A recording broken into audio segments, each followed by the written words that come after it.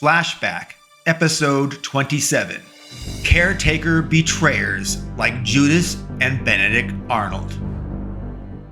We were still in the breakfast kitchen area of our safe house, as we were devising our next plan to infiltrate Soros's Lilydale fortress.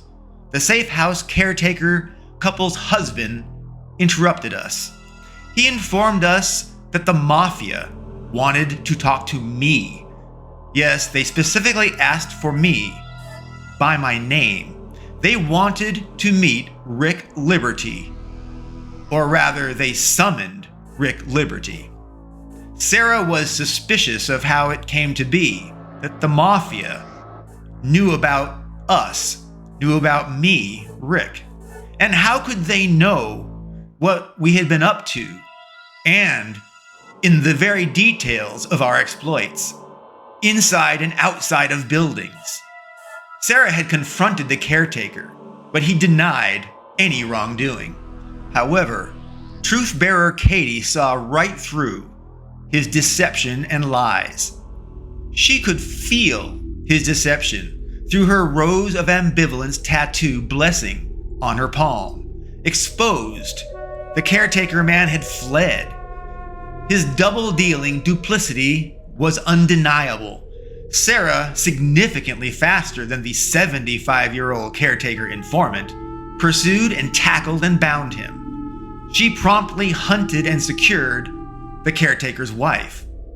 Sarah interrogated the caretaker couple with the aid of truth-bearer Katie, identifying their deception. Unfortunately, the elderly couple, both the husband and wife, were compromised. They were double-dealing just to earn a few extra bucks. Stupid. It amazed me. The caretakers worked for the Knights Templar, who provided for them everything: a mansion and an estate to live on for free, and they were given a stipend to maintain the property, and they earned a salary to live on very comfortably. And yet, they felt compelled to gain even more wealth by working for the Mafia as double agent informants. I wondered aloud to the group, how is it that even our allies, people without financial need or worry, given a life of luxury, how is it possible that they can still be so greedy that they will betray their friends and allies, betray us? How could they betray allies of decades? They are Benedict Arnolds. They are Judases, akin to a pair of Judas Iscariots, betrayers of Jesus. I further wondered aloud, who can we trust outside of our team? I mused, are we truly the only people in the world that we can trust? Taylor quipped, trust no one, right? Sarah, seemingly offended, assured, one betrayer does not define the armies of light and God. She asserted, these are sinners, seduced by greed. They will burn in hell for their sin. All eternity they will burn, which may have put all of humanity at risk for their evil. Sarah glared menacingly with a wicked smile. And they will suffer forever for that evil, for their sin against the light of God. They will burn for all eternity. Sarah drew a Christian cross with her finger across each of the caretaker's foreheads, and she said, you put my father's soul at risk. She growled damningly, you will burn in hell. Sarah smiled then, no longer looking menacing at all, which actually made it feel far more scary and eerie. And then she spoke softly, After her almost psychotic, threatening demeanor, Sarah asked, "Where should we meet the mafia boss, Barney?" In typical Sarah fashion, she added, "If you do not tell me, I will smite you in the name of God in a final act of grace." We all knew what Sarah's final act of grace translated to. She would bash that man's skull and leave his bleeding, cracked skull for God to decide if he should live or die, or just suffer brain damage. Yeah, Sarah's final act of grace emphasized the word final, finale. It's over. It was everything was done. Perhaps the final act of grace translated to coup de grace, aka the final blow. Back to the situation at hand. Taylor had found and apprehended the elderly caretaker wife. Her wrinkled skin reflected her age. Her long hair was dyed to an off-pink color, which failed to fully hide her natural silver-gray colored hair beneath the illusory stain. The elderly caretaker woman exclaimed desperately, "We don't know much at all.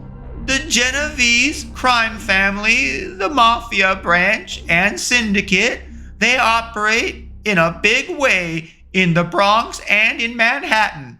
They run the boroughs here. The mafia has other families too that run in New York." The elderly caretaker woman detailed where to meet mafia boss Barney in the Bronx. We were to meet Barney in a warehouse, unarmed, but we were to bring the tech that we used to cut through Soros's panic room vault door.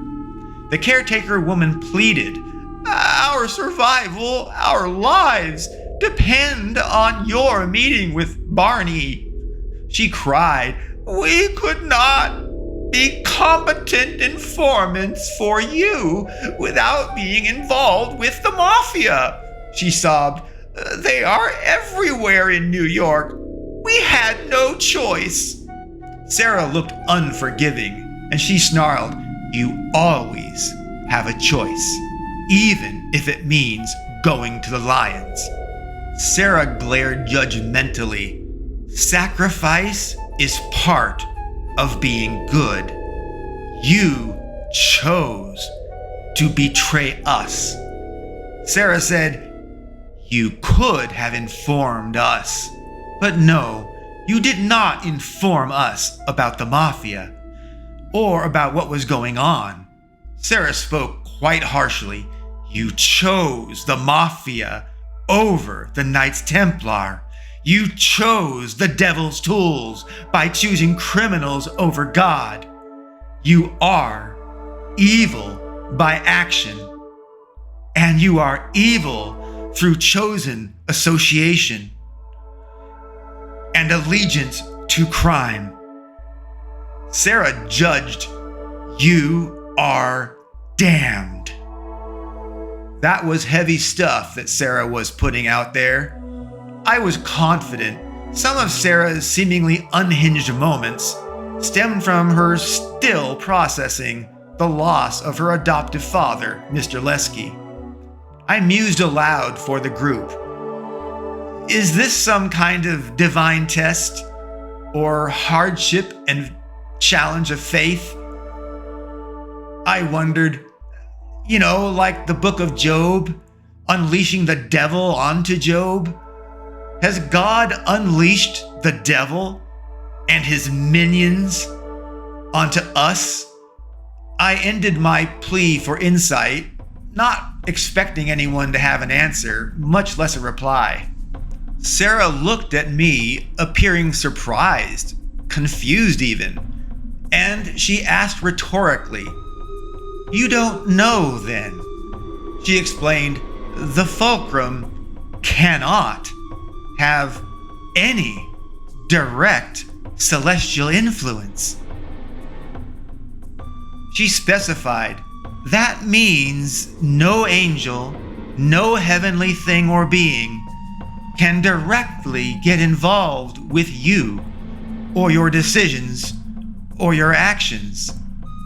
Sarah said, however, there are presumed loopholes, like heed me, where the angels are giving indirect clues. You see, they are not talking to us or telling us what to do. Please note, however, hell and its minions can directly engage with you, ensuring that you see true evil and humanity's role within it, so that you will judge fairly, objectively, as the fulcrum. Sarah sighed. Richard, you bring your celestial non-protection with you like a dark cloud. It casts shadows and rains down on everyone that you build a relationship or a partnership with. The stronger your relationship, the greater the celestial block is for them. Their guardian angel will be prevented from ever aiding them, just like you cannot have a guardian angel help you. Sarah detailed further, Richard, you must not be influenced or helped, or the very divine test, the prophecy of the fulcrum, would be tainted. The divine test must be objective. Bob jumped in and he said, of course, the fulcrum and everyone with him, like us, like me, is on hell difficulty, without any help or aid from heaven, from angels or God. Yet we are to stay true and fight for God's mission quest. Bob muttered, it all makes sense now why things got so much harder after joining Richard's adventures. Things are just harder around Richard because hell has targets on his and now on our backs. And because now none of us have a guardian angel.